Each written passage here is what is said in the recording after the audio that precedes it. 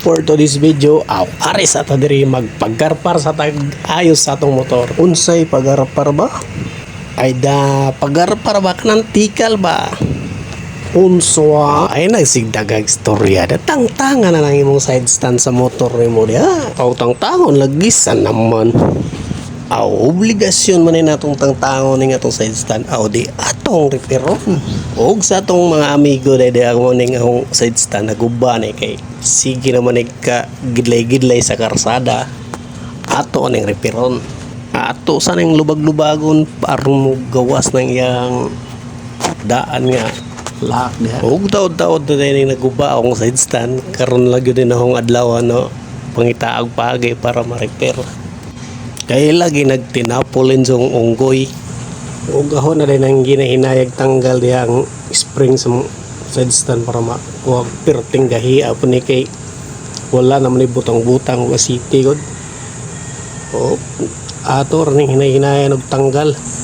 Kaya nagtinapol man og repair sa side stand, niresulta na nagtaya-taya na ang side stand.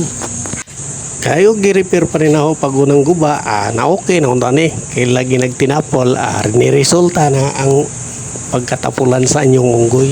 O hinahinayan, lago din nato tanggal para mag-umuan. Uy, wait, sa unsay mong kitanaw sa kamera daw, tiwasan na naglubag ng tiwasan side stand daw. Naman ni siya. Ay sus, magilalis pa mo. Basta kahit tiwasan na repair na imong side stand. Ay sus, matik na tiwason jud na. Naunsa naman. Ay sus, maglalis pa jud mo. Pusing sa tas camera be kung gwapo ba? Ay gwapo di. Gwapong pagkagubaa sa side stand. Basta waya timan sa imong motor, mao na ni resulta. Nagka-gridlay na.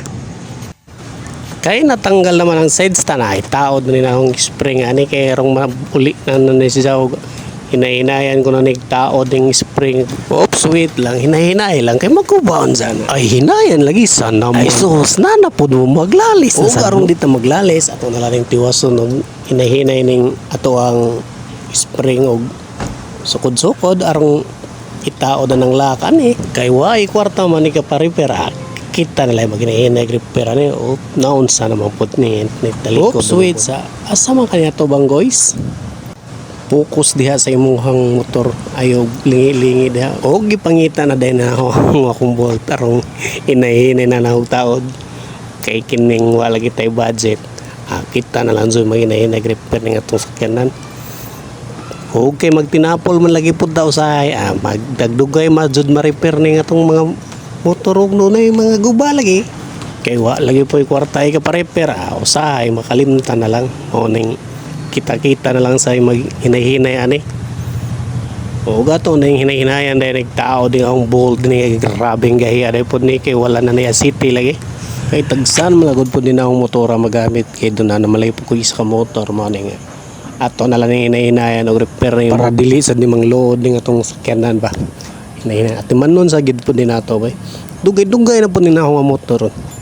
Pero ako kaya po ning gam kaya rong doon na yung mga lakaw-lakaw nga lain puli-pulihan rin ako gamit sila hindi nga akong kinakusgang smash taod-taod na sa din ako nga motor mga 2010 pa din ako nakuha nga sa natarong tuiga 2022 na so dugay-dugay na gud pud ning serbisyo ning motora mo na nga hinahinayan sa din nato katiman para di gud pud mang load ba kay kinilaging kapos punta og budget maghinahinay sa lang tag-repair hantod nga makapalit na tao bag-o nga kaya puli kaya yung makakwarta tapo ato na ningilisan po og kuha niya yung sticker ano po ningilisan og kaning mags niya kining mga rayos po ako po ningilisan hasta po ning yahang swing arm kay murag nananibuslot sa ilawom so kinahanglan na gid po ning atiman ning motora kumbaga nangayon na ni siya og bahin pero pagkakaroon kay wa pamantay kwarta lagi ito sa laman ning hinahinayan og repair.